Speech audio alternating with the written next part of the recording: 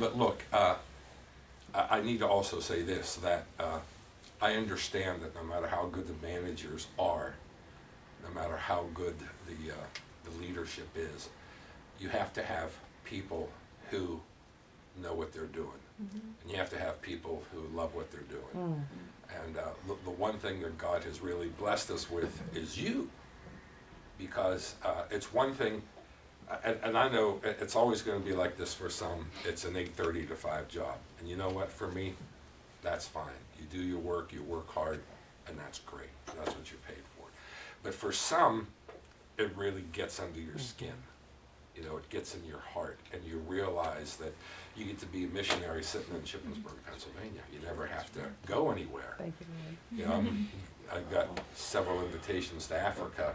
So I go to my doctor yesterday, and he said, I said, my wife wants to know if I can go to Africa, and you have to give me permission. So he says, excuse me. He leaves the office and sits in front of the internet for 15 minutes. And he comes back to me with a list of things that I need to go to Africa. He says, you're not going this year, because it's, you know, I have to get vaccinated with all kinds of weird stuff, which they started yesterday. I got shots in both arms, and he says, your health isn't that good. You're not going until you've been vaccinated from every possible thing. So, but anyway, I don't know why I said that. I don't know where I was going with that, but anyway. Traveling, calls. Traveling, everybody else gets to stay here.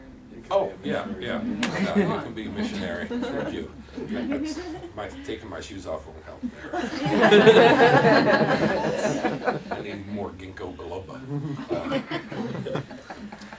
But I forget to take it.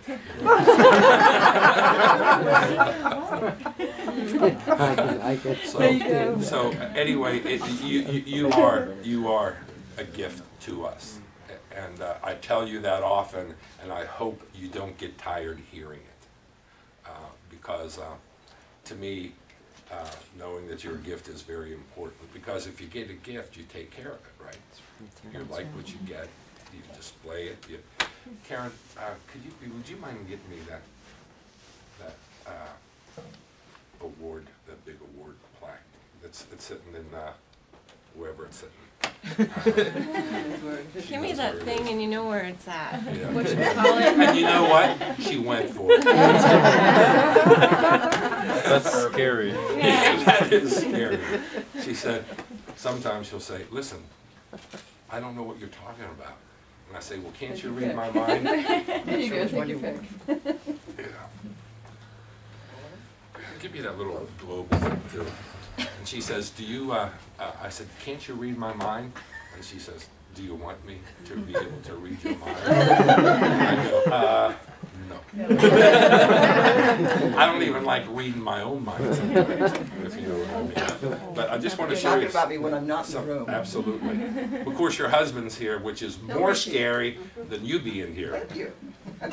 Oh, keeps you in line. It does. This is a neat award that Kathy and I just got from our Spanish friends in Houston. We have been ministering to them and counseling them for 10 years. And it's recognizing your sacrificial service to the body of Christ. You are true world changers. The next generation thanks you. I thought it was pretty cool. That is wonderful. That's Wonderful. another young man. And from Italy, we've got gems may be precious, but friends are priceless. It's on our 10th anniversary of going to Italy. This past April. This past, yeah, April a year ago, which was pretty cool. And this one is from Miles Monroe for Outstanding Leadership Achievement, the annual leadership award by the International Third World Leadership Association, which is pretty cool. But nice. my favorite one, and the most important one, and the most unusual one, is the one I got at the Christmas party this year. Is a Lifetime Achievement Award.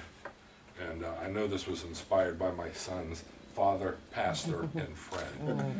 And that's really, you know, in this day and age, to have sons say father, pastor, and friend is pretty incredible. That's right. And this is probably the most meaningful and exciting thing that's ever happened besides getting married. After getting married, this was but this is real exciting. I want to thank the guys for this. But as some of you know, kind of working relationships that family members have comes with its share of blood, sweat, and tears. And sometimes they're all mixed in together.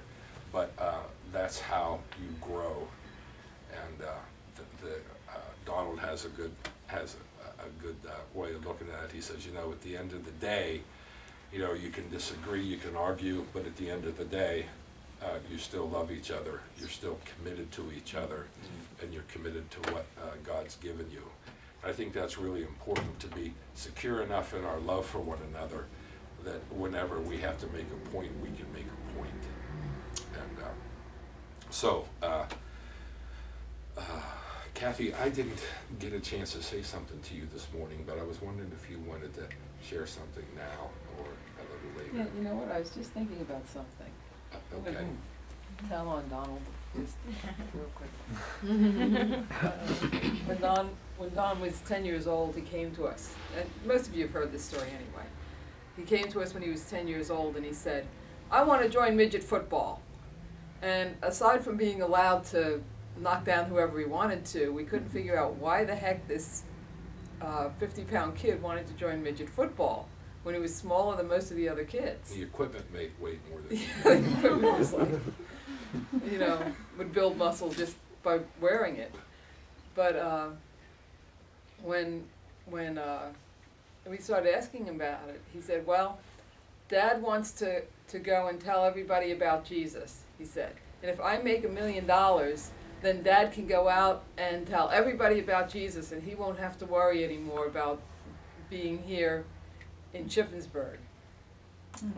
And well, he didn't get the height and the stature to do the professional football thing, but he sure has come in and done what he swore he was going to do when he was 10 years old, and freed up his dad to be able to travel.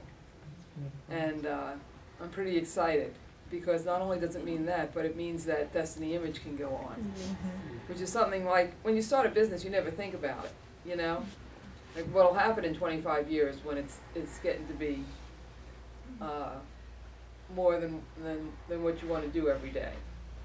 And so I'm just really grateful. I'm grateful for John and for Don. I'm grateful for John's ability in the computers and the back office, because you can't run a company.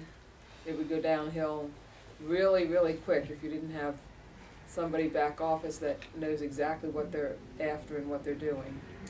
And I'm glad for Donald, because he knows what it is to put a face on to the public and go out there and day after day talk to people who don't really want to get your stuff, and help them to realize that what you have is really important for them. So I'm grateful for both of them and for what they're doing and what they've done. And for Nathan, because he knows how to handle that money, and that's never been, numbers is not a strong point in the Nori family. We know how to hit the bottom line, but keeping a tally has never been a strong point with any of us. So we're real grateful for Nathan to be able to do that. So anyway, that was my... Thank you.